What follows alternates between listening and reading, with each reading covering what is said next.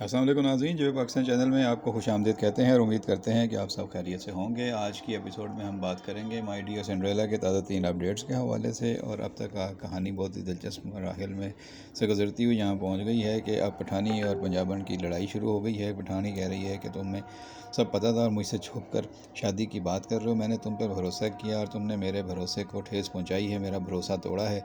अब मैं तुमसे बात नहीं करूँगी। ये इनके दरमियान नोक-झोंक पहले भी चल रही थी, बातचीत पहले भी बंद हुई थी, लेकिन सना ने इनकी सुलह करा दी थी और दोनों जो हैं वो फिर इकट्ठी हो गई थी। लेकिन अब पठानी को बहुत गुस्सा है और वो कह रही है कि मेरे पीछे मुझसे छुपा के शादी की बात की जा रही है और तुम्हें सब पता है और तुम मुझसे जो है वो छुपा रही हो। तो उस पर बट्टू कहती है कि चलो कमरे में चल के बात करते हैं, जिस पे वो नाराज़ हो जाती है, कहती है हाथ छुड़ा लेती है, कहती है नहीं, मुझे कहीं नहीं जाना, मुझे यहीं कमरे में जाके नहीं, यहीं बात करनी है। तुमने मेरा भरोसा तोड़ा है, मैंने तुम पे भरोसा किया था, तुमने मुझे धोखा दिया है।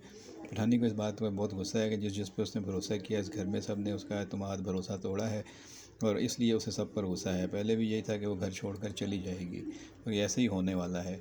अब इस ड्रामे में सना तो ये चाहती है कि उसकी दोनों सौतेली माएँ जो जवानी में बेवा हो गई थी, उनकी शादी करा दी जाए और इसके लिए वो उनको खुद मुख्तार भी बना रही है, अपने पैरों पर खड़ा करने के काबिल करने की ट्रेनिंग भी दे रही है और फिर उनके लिए अच्छे रिश्ते भी तलाश करके उनकी शादी कर देगी। और हीरो है ड्रामे का अफरा सियाब, वो भी पहले तो इस आइडिया के ख़िलाफ़ था, लेकिन अब ऐसे कॉलेज में सब सपोर्ट मिलने के बाद समझ में आ गई है कि शादी का आइडिया बुरा नहीं है। वो अगर सौतेली माओं की शादी करा रही है सना तो ये अच्छी बात है और वो भी अब इनका साथ देगा। लेकिन इतनी लव स्टोरी कब आगे बढ़ेगी, अभी तक तो ये फासले ही बड़े हैं।